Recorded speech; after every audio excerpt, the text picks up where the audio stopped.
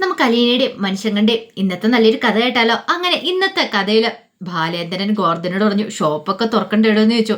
അത് കേട്ട് കഴിഞ്ഞപ്പം ഗോർദ്ധനൻ പറഞ്ഞു, അല്ല ബാലേന്ദ്രന് ധൈര്യം ഉണ്ടെങ്കിൽ പിന്നെ നമുക്ക് തുറന്നേക്കാന്ന് പറഞ്ഞു.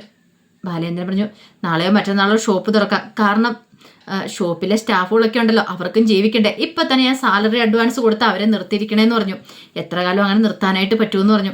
അത് കേട്ട് കഴിഞ്ഞപ്പം ഗോവർദ്ധനൻ പറഞ്ഞു, അല്ല അത് പിന്നെ ബാലേട്ടാ, എന്താണെങ്കിലും ഷോപ്പ് കുറച്ച് ദിവസം അടച്ചിട്ടുകൊണ്ട് നമുക്ക് ടെൻഷൻ അടിക്കേണ്ട കാര്യമൊന്നുമില്ല. കാരണം സ്വർണത്തിന് വില കൂടിയിട്ടുള്ളതുകൊണ്ട് നമ്മൾ നേരത്തെ എടുത്തു വെച്ച സ്റ്റോക്ക് ഉണ്ടല്ലോ, അത് വിറ്റാൽ തന്നെ നമുക്ക് ലാഭം ഉണ്ടാവുമെന്ന് പറഞ്ഞു. അത് കേട്ടപ്പം ബാലേന്ദ്രൻ പറഞ്ഞു, എടോ എൻ്റെ മനസ്സിലിപ്പം ലാഭവും നഷ്ടമൊന്നുമല്ല. എൻ്റെ മനസ്സിലുള്ള എന്താണെന്നറിയോ, രോഗത്തിനെ എങ്ങനെയെങ്കിലും രക്ഷിക്കണ്ടേ, അതുമാത്രം എൻ്റെ മനസ്സിലുള്ളൂ. മകനായി പോയില്ലടാ, തല്ലി കൊല്ലാൻ പറ്റുമോയെന്ന് ചോദിച്ചു. അവന് വേണ്ടി എന്തെങ്കിലും ചെയ്യണ്ടെന്ന് ചോദിച്ചു. ഈ സമയത്ത് ഗോവർദ്ധൻ ചോദിച്ചു, അല്ല ബാലേട്ട, എന്തിനാ ഈ അലീന ആ ശരണ്യയുടെ വീട്ടിലേക്ക് പോണേന്ന് ചോദിച്ചു. അത് പിന്നെ അവൾക്ക് അവിടെ പോകാതിരിക്കാൻ പറ്റില്ല. അല്ല അവള് ബാലേട്ടൻ്റെ കുട്ടിയല്ലേ, അപ്പൊ പിന്നെ അവിടെ പോകേണ്ട കാര്യമുണ്ടോ? അവള് നമ്മളോടൊപ്പം നിൽക്കേണ്ടതെന്ന് ചോദിച്ചു. അതൊക്കെ ശരിയാ, നീ പറയുന്ന കൺസെപ്റ്റ് നോക്കുവാണെങ്കിൽ ശരിയൊക്കെ തന്നെയാ. പക്ഷേങ്കിൽ അവള് വളർന്നത് ഒരു കുടുംബത്തിന്റെ ചട്ടക്കൂടിലല്ല. അറിയാലോ അവൾ എങ്ങനെയാ വളർന്നതെന്ന്, ഒരു ഓർഫനേജിലാണ് വളർന്നേ.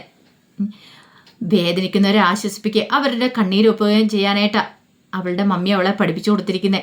അപ്പോൾ അവൾ ആ പാത പിന്തുടരുന്ന പോരുന്നേ. അതുകൊണ്ട് അവൾക്ക് നമ്മൾ പറയുന്നതൊന്നും അങ്ങോട്ട് ദഹിക്കില്ല എന്ന് പറഞ്ഞു. കാരണം അവളോടൊപ്പം സപ്പോർട്ട് ചെയ്ത് നിൽക്കാനേ നമുക്ക് പറ്റുള്ളൂ. ഞാൻ പോവണ്ടെന്ന് പറഞ്ഞാൽ അവൾ പോവില്ല, പക്ഷെ എൻ്റെ മനസ്സിലൊരു കരട് കിടക്കും, എനിക്കങ്ങനെ ഒരിക്കലും സാധിക്കില്ല എന്ന് പറഞ്ഞു. അത് കേട്ടുകഴിഞ്ഞപ്പോൾ ഗോർദ്ധനൻ പറഞ്ഞു, അങ്ങനെയാണ് ബാലേട്ട, അവൾ അവിടെ ശരണ്യയുടെ വീട്ടിൽ പോകുന്നുണ്ടല്ലോ, നമുക്ക് ഇതൊന്നും മുതലെടുത്താലോ എന്ന് ചോദിച്ചു.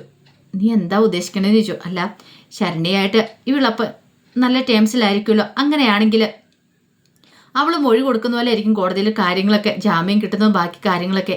അങ്ങനെയാണെങ്കിൽ അലീനെ പറഞ്ഞു കഴിഞ്ഞിട്ടുണ്ടെങ്കിൽ അനുസരിക്കും. ബാലേട്ടനൊന്ന് റെക്കമെൻഡ് ചെയ്യുവാണേ അലീനയോട്. ഓ മനസ്സിലായി, മൊഴി മാറ്റി പറയിക്കാം അല്ലേ? എടോ ഞാൻ അങ്ങനെ ഒരിക്കലും ചെയ്യില്ല. ഞാൻ അങ്ങനെ ചെയ്തിട്ടുണ്ടെങ്കിൽ അലീനയുടെ മുന്നിൽ എനിക്ക് പിന്നെ എന്താ വിലയുള്ളത്? ഞാൻ ആരായിപ്പോവും? ഒരിക്കലും അങ്ങനെ ചെയ്യാൻ പാടില്ല എന്ന് പറഞ്ഞു. ഗോവർദ്ധൻ എന്ത് മറുപടി പറയണമെന്ന് അറിയണ്ടായിരുന്നില്ല.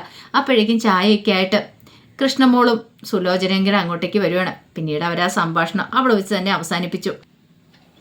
ഇതേ സമയത്ത് വൈജയുടെ അടുത്തിന് ഒരു നഴ്സ് വരുവാണ്. വന്നു കഴിഞ്ഞപ്പത്തിന് വൈജ പറഞ്ഞു, ഇതൊന്ന് പൊക്കി വെക്കാമെന്ന് വെച്ചു. ആ കട്ടിലിച്ചിരി അങ്ങനെ ഇച്ചിരി പൊക്കി വെച്ച് കൊടുത്തു.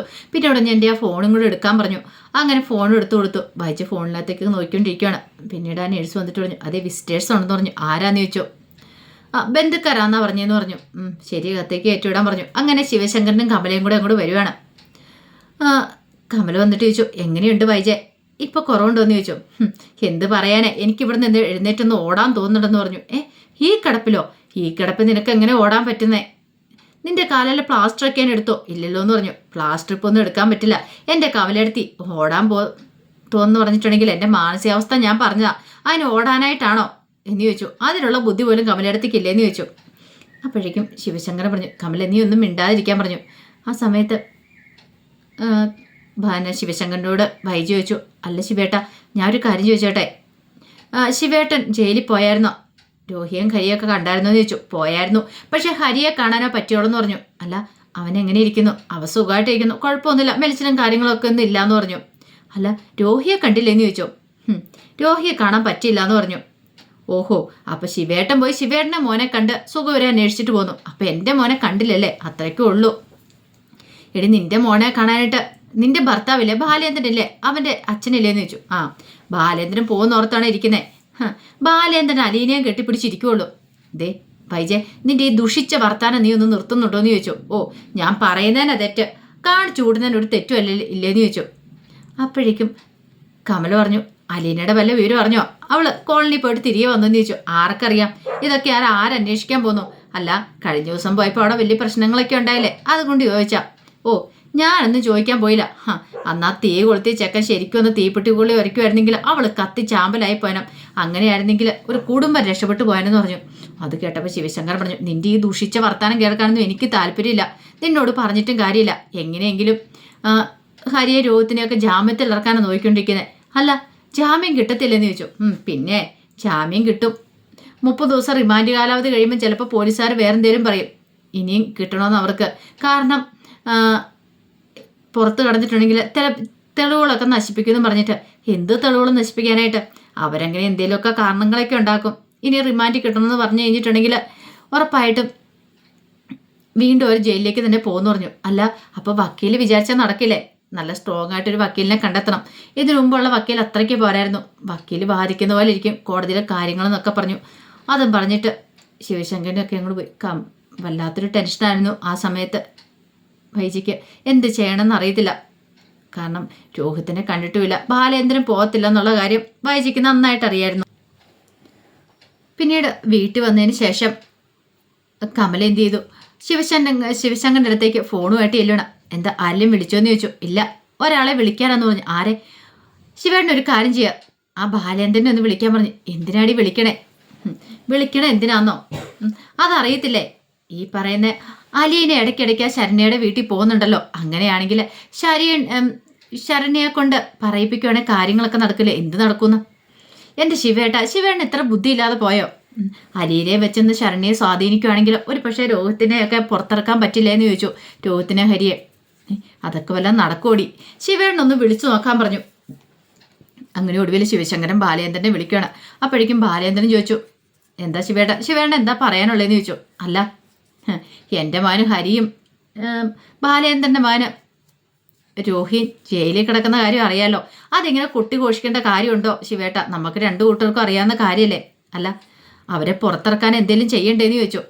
അത് കേട്ട് കഴിഞ്ഞപ്പോൾ ബാലേന്ദ്രൻ പറഞ്ഞു, അല്ല ശിവേട്ടൻ വക്കീലിനെ കാണാൻ പോയിട്ട് എന്തായി? വക്കീലിനെ കണ്ടു. ഒടുവിൽ കുറച്ച് പൈസ ഓഫർ ചെയ്തു ഈ പറയുന്ന ശരണ്യയുടെ വീട്ടുകാർക്കൊക്കെ വേണ്ടിയിട്ട്. ആളൊന്നൊക്കെ 25 ലക്ഷം രൂപ, അങ്ങനെയാണെങ്കിൽ 1 കോടി രൂപ കിട്ടും. ഏറെക്കുറെ അവർ അത് അംഗീകരിച്ച മട്ടാന്ന് പറഞ്ഞു. ഓഹോ, അപ്പം പണം കൊടുത്ത് ഈ കേസ് ഒതുക്കാന്നാണോ ശിവേട്ടൻ വിചാരിച്ചുകൊണ്ടിരിക്കണേ? അല്ലാതെ പിന്നെ എന്തു ചെയ്യും ശിവേട്ടൻ ഇത്ര ബുദ്ധിയില്ലാതായി പോയോ? ഇതിപ്പം കോടതി വന്ന കേസാ. അത് മാത്രമല്ല, നാട്ടുകാരാണെങ്കിലും പിന്നെ സംഘടനകളൊക്കെയാണല്ലോ ഏറ്റെടുത്തിരിക്കുന്ന കേസാ. അതങ്ങനെ പെട്ടെന്ന് ഒതുക്കി തീർക്കാൻ പറ്റുന്ന കാര്യമൊന്നുമില്ല. എല്ലാവരും കയറി ഇടപെടും. അതൊന്നും അറിയില്ലെന്ന് ചോദിച്ചു. അല്ല ബാലേന്ദ്ര, ഞാൻ ഇത്രയൊക്കെ ചെയ്യുന്നുണ്ട്. ബാലേന്ദ്രൻ എന്താ ചെയ്തേ? ബാലേന്ദ്രൻ എന്തെങ്കിലും ചെയ്യുന്നുണ്ടോ എന്ന് ചോദിച്ചു. അത് ഞാൻ നാളെ രോഹിയൊന്ന് പോയി കാണാൻ ഓർത്തിരിക്കുന്നു. അപ്പോഴേക്കും കമൽ പറഞ്ഞു, ഓ രോഹിയെ മാത്രം കാണും, അപ്പം ഹരിയെ കാണണ്ടല്ലേ? ഓ, ഹരി ബാലേന്ദ്രൻ്റെ ആരും അല്ലല്ലോ. അപ്പോഴേക്കും ശിവശങ്കരനോടായിട്ട് ബാലേന്ദ്രൻ പറഞ്ഞു, ശിവേട്ടൻ പോയി ഹരിയെ കാണുന്നുള്ള കാര്യം എനിക്കറിയാം. ഹരിയെ കണ്ടിട്ടുണ്ടായിരിക്കും എന്നറിയാം. അത് കേട്ടപ്പം ശിവശങ്കർ പറഞ്ഞു, അതെ ഞാൻ കണ്ടായിരുന്നു. ഇനിയിപ്പോൾ അവരെ ഒന്നിനും കൊള്ളുമെന്ന് തോന്നില്ല. എല്ലാ ദിവസവും പിടിച്ച് ഇടിക്കുന്നുണ്ടെന്ന് പറഞ്ഞു. എന്ത് ചെയ്യണമെന്ന് പോലും അറിയില്ല എന്ന് പറഞ്ഞു. അത് കേട്ടപ്പോൾ ബാലേന്ദ്രൻ പറഞ്ഞു, രോഹിയൊന്ന് പോയി ഞാൻ കാണട്ടെ. എന്ത് ചെയ്യാൻ പറ്റും? മക്കളായി പോയില്ലേ, കൊന്നുകളയാൻ പറ്റുമോ? അതുകൊണ്ട് മാത്രം എന്തെങ്കിലും ചെയ്തേ മതിയാവുള്ളൂ. കണ്ടിട്ട് വന്നിട്ട് ബാക്കി പറയാം എന്നൊക്കെ പറഞ്ഞു.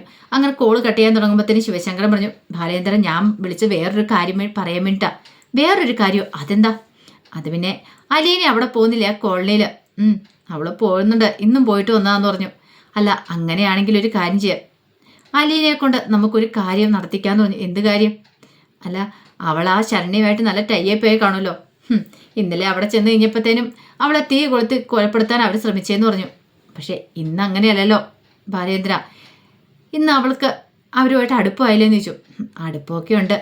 അത് കേട്ട് കഴിഞ്ഞപ്പോൾ കമൽ പറഞ്ഞു, അങ്ങനെയാണെങ്കിൽ ഈ സമയം മാക്സിമം പ്രയോജനപ്പെടുത്തണമെന്ന് പറഞ്ഞു. ഇത് കേട്ടപ്പോൾ ബാലേന്ദ്രൻ ചോദിച്ചു, അല്ല നിങ്ങൾ എന്താ ഉദ്ദേശിക്കണമെന്ന് ചോദിച്ചു. ശിവശങ്കരൻ പറഞ്ഞു, അല്ല അലീനയോടൊന്ന് റെക്കമെൻഡ് ചെയ്യുവാണെങ്കിലേ ഒരു പക്ഷേങ്കിൽ ശരണ്യം മൊഴി മാറ്റി പറയുവാണെങ്കിൽ രോഗത്തിനെ ഹരിയൊക്കെ നമുക്ക് രക്ഷപ്പെടുത്താൻ പറ്റുമല്ലോ. കൊള്ളാം, സൂപ്പറായിട്ടുണ്ട് എൻ്റെ ശിവേട്ട. കമലെടുത്തി ഓരോ പൊട്ടത്തരമൊക്കെ പറഞ്ഞു കുറച്ചുകൊണ്ട് ശിവേട്ടൻ അതിനോടൊപ്പം അങ്ങനെ തുള്ളി എങ്ങനെ ശരിയാന്നേ. അലീന അങ്ങനെ ചെയ്യുമെന്ന് തോന്നുന്നുണ്ടോ? കാര്യം അവളെടുത്ത് കുട്ടിയാണെന്ന് പറഞ്ഞിട്ടുണ്ടെങ്കിലും അവൾ ഒരിക്കലും അങ്ങനെ ചെയ്യത്തില്ല. അവളുടെ സ്വഭാവം അറിയാലോ. അവൾ എപ്പോഴും നീതിക്കും ന്യായത്തിനും വേണ്ടി പോരാടുള്ളൂ. അവൾ അങ്ങനെ വളർന്നു വന്നാ. ഇതും പറഞ്ഞുകൊണ്ട് അങ്ങോട്ട് ചെന്നാൽ മതി. ഇത്ര വിവരമില്ലാതായി പോയല്ലോ ശിവേട്ടന്. ഇത്രയും തരം താഴില്ല നമ്മൾ എന്നൊക്കെ പറഞ്ഞുകൊണ്ട് കുറേ പറഞ്ഞു. ഒടുവിൽ ബാലേന്ദ്രൻ കോള് കട്ടി വേണം. അപ്പോഴേക്കും കമൽ പറഞ്ഞു, കണ്ടില്ലേ, അലീനയോട് റെക്കമെൻഡ് ചെയ്യാൻ പറ്റില്ല പോലും. രോഹിത്ത് ഹരിയൊക്കെ അകത്ത് കിടക്കട്ടെ എന്ന്. എടി നീ ഒന്നും മിണ്ടാതിരിക്കുക, നിന്റെ പൊട്ടത്തരം കേട്ട് മനുഷ്യനെ നാണം കിടുന്നേന്ന് പറഞ്ഞു. ഓ, അപ്പം നിനക്ക് അലീനയോട് ആരോട് സംസാരിക്കാൻ പറ്റില്ലല്ലേ? എന്ന് വെച്ചാൽ അവൾ ആരാ? ഒരു വലിയ കുലീന വന്നിരിക്കുന്നു പറഞ്ഞുകൊണ്ട് കമല ദേഷ്യപ്പെട്ട് അങ്ങോട്ട് കയറി പോവുകയാണ്. പിന്നീട് കുറേ സമയം കഴിഞ്ഞ് കഴിഞ്ഞപ്പോഴത്തേനും ബാലേന്ദ്രൻ കൊല്ലപ്പള്ളി വീട്ടിലേക്ക് വരുവാണ്. ബാലേന്ദ്രനെ കണ്ടു കഴിഞ്ഞപ്പോഴത്തേനും മനുഷ്യങ്കർ അങ്ങോട്ട് ഇറങ്ങി അങ്കിളെ വരാനൊക്കെ പറഞ്ഞു. അല്ല അങ്കിള് കുറേ കാലമല്ലേ ഇങ്ങോട്ടേക്ക് വന്നിട്ട്? ആ കൃത്യമായിട്ട് പറഞ്ഞിട്ടുണ്ടെങ്കിൽ അനിയനെ കടുപ്പാട്ടൊക്കെ ഉണ്ടാൻ വേണ്ടി ഇങ്ങോട്ടേക്ക് വന്നാന്ന് പറഞ്ഞു. അല്ല ശിവേട്ടൻ എന്തിയെന്ന് ചോദിച്ചു. ശിവേട്ടൻ ഷേവ് ചെയ്യാ ഇപ്പം തന്നെ വരുമെന്ന് പറഞ്ഞു കമല.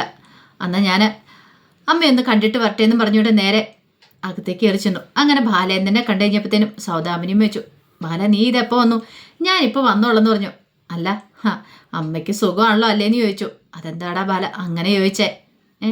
എന്തോ ഒരു കുത്തി ചോദിക്കുന്ന പോലെ. അല്ല അവിടെ നല്ല സുഖത്തിലും സൗകര്യത്തിലൊക്കെ അലിയനെ നോക്കിക്കൊണ്ടിരുന്നല്ലേ കടപ്പാട്ട് വീട്ടിൽ. പക്ഷേ ഒടുവിൽ അത് പോരാന്ന് പറഞ്ഞിട്ട് സ്വന്തം മോള് തന്നെയല്ലേ ഇവിടെ കൊണ്ട് തള്ളിയെന്ന് ചോദിച്ചു. അത് കേട്ടപ്പം സൗദാമിനിയമ്മയുടെ മുഖമൊക്കെ അങ്ങോട്ട് മാറി. ആ സമയം സൗദാമിനിയം പറഞ്ഞു, എടാ ഇങ്ങനെ ശവത്തെ കുത്തുന്ന പോലെ സംസാരിക്കില്ലെന്ന് പറഞ്ഞു. എങ്ങനെ സംസാരിക്കാതിരിക്കും? കണ്ട് ഏറ്റവും കൂടുതൽ അഹങ്കാരം കാണിച്ചുകൊണ്ടിരുന്നത് നിങ്ങളുടെ മോള് ഇപ്പം കണ്ടില്ലേ ഏറ്റവും മോളിൽ നിന്ന് താഴേക്ക് വീണിരിക്കുന്നേ. അതൊക്കെ കണ്ടായിരുന്നോ? പോയി കാണാൻ വല്ലായിരുന്നു ചോദിച്ചു. ഓ ഞാനൊന്നും കാണുന്നില്ല. എന്തിനാ അതൊക്കെ പോയി കാണുന്നേ? അല്ല 2 കൊച്ചുമക്കൾ ജയിലിലുണ്ടല്ലോ, ഒന്ന് മകൻ്റെ ഒന്ന് മകളുടെ, അതൊക്കെ അറിഞ്ഞില്ലായിരുന്നു എന്ന് ചോദിച്ചു. എല്ലാം പറഞ്ഞു. എനിക്കെന്ത് ചെയ്യാൻ പറ്റാനാ? എനിക്കൊന്നും ചെയ്യാൻ പറ്റില്ല. ഇതൊക്കെ കാണാൻ കേൾക്കുകയും ചെയ്ത് അങ്ങോട്ട് മുകളിലേക്ക് പോയാൽ മതിയായിരുന്നു പറഞ്ഞു.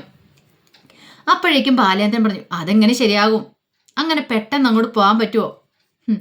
ചെയ്തു പോയ തെറ്റുകൾക്കൊക്കെ ശിക്ഷ അനുഭവിച്ചിട്ടല്ലേ പോകാൻ പറ്റുള്ളൂ. എന്തിനാ ബാല നീ ഇങ്ങനെയൊക്കെ പറയണേ? എല്ലാവരും അത്ര നല്ലവരൊന്നും അല്ലല്ലോ. എല്ലാവർക്കും കുറ്റങ്ങളും കുറവുകളും ഒക്കെ ഉണ്ട്. പിന്നെ നീ ഇങ്ങനെ പറയേണ്ട കാര്യമുണ്ടോ ബാല? അതിന് മാത്രം എന്ത് തെറ്റാ ഞാൻ ചെയ്തതെന്ന് ചോദിച്ചു.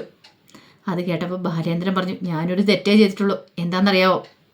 സ്നേഹിച്ച പെണ്ണിനെ കല്യാണം കഴിച്ചെന്നൊരു തെറ്റു മാത്രം. പക്ഷെ അതിൻ്റെ പേരിൽ ഞാൻ 10-22 വർഷക്കാലം അനുഭവിച്ചുകൊണ്ടിരിക്കുമായിരുന്നു. ബാല അതൊക്കെ കഴിഞ്ഞു പോയ കാര്യങ്ങളല്ലേ. ഇനിയിപ്പോൾ അതിനെക്കുറിച്ച് പറഞ്ഞിട്ട് കാര്യമുണ്ടോ? ഒരു തെറ്റ് പറ്റിപ്പോയി, അതൊക്കെ ക്ഷമിച്ചുകൂടെയെന്ന് ചോദിച്ചു. ക്ഷമിക്കണമല്ലേ? അത് കേട്ട് കഴിഞ്ഞപ്പോൾ ബാലേന്ദ്രൻ പറഞ്ഞു, ക്ഷമിക്കണം. എനിക്ക് മാത്രമാണല്ലോ ക്ഷമ പറഞ്ഞിട്ടുള്ളൂ. 10-22 വർഷക്കാലം ഞാൻ അനുഭവിച്ചിരുന്ന വേദന, പക്ഷേ ഈ അടുത്ത കാലത്ത് ഞാൻ അതിനെക്കുറിച്ചൊക്കെ അറിയണേന്ന് പറഞ്ഞു. അത് കേട്ട് ഞാൻ സൗദാമിനിയമ്മയുടെ മുഖമൊക്കെ അങ്ങോട്ട് മാറി.